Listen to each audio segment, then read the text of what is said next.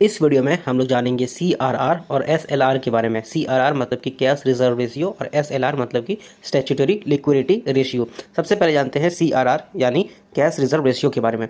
तो cash reserve ratio का मतलब होता है कि कुछ परसेंटेज ऑफ मनी जो कि बैंक को अपने साथ आरबीआई के पास रखना पड़ता है। इसका मतलब क्या हुआ, आसान शब्दों में मान लेते हैं कि बैंक के पास 100 रुपया है और वो चाहेगा तो कि 100 का 100 हम लोन दे दें। अब लोन देगा तो इंटरेस्ट कम आएगा, प्रॉफिट होगा, लेकिन ऐसा नहीं होता है। तो सीआरआर क्या होता है कि 100 रुपये जो बैंक के पास था उसमें से कुछ परसेंट यानी कि 5%, 10% जो भी हो, वो 10% रुपीज़ वो सेफ रखेगा। मतलब 100 में से 10 रुपया वो अलग कर देगा और 90 रुपया का वो हो सकता है लोन दे दे। तो 10 रुपया जो अलग रखेगा वो कहाँ पे जाएगा, उसका आरबीआई के पास जाएगा। और आरबीआई के पास जब वो पैसा जाएगा तो आरबीआई जान लेगी कि हाँ इसके पास 10 रुपया है, कि अगर कोई भी कस्टमर आएगा अपना क्रेडिट मांगने के लिए या डिपॉजिट मांगने के लिए तो ये बैंक वो 10 रुपये को दे सकता है। तो ये था सीआरआर। और जब 10 रुपया वो 100 का हो जाएगा तो उसका अगर सीआरआर का परसेंटेज अगर आरबीआई बढ़ा देगी तो उसको ज़्यादा पैसा रखना पड़ेगा, यही अगर कम कर देगी तो कम पैसा रखना पड़ेगा। अब बात करते हैं हम लोग एसएलआर के बारे में, मतलब स्टैट्यूटरी लिक्विडिटी रेशियो के बारे में।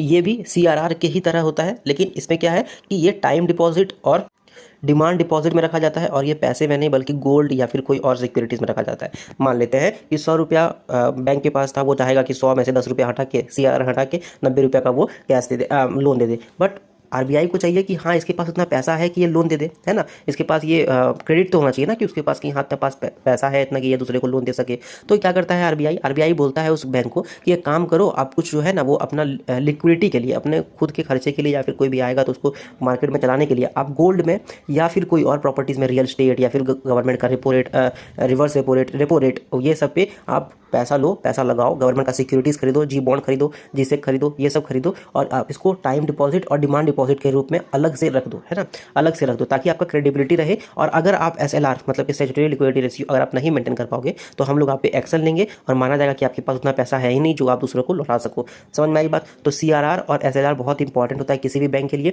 सीआरआर का मतलब होता है कि कैश रखना है कुछ परसेंटेज, 100 में से कुछ परसेंट कैश रखना होता है आरबीआई के साथ। और एसएलआर मतलब वही कैश को आप चेंज कर दो गोल्ड या फिर कोई और सिक्योरिटीज़ में, गवर्नमेंट सिक्योरिटीज़ में या फिर कहीं और जो उसका पैसा लगा हुआ है वो टाइम डिपॉजिट और डिमांड डिपॉजिट के तौर पे। तो ये था अपना सीआरआर और एसएलआर के बारे में, कैश रिजर्व रेशियो और स्टैट्यूटरी लिक्विडिटी रेशियो के बारे में। एंड आई होप कि आपको समझ में आ गया होगा सीआरआर और एसएलआर क्या होता है।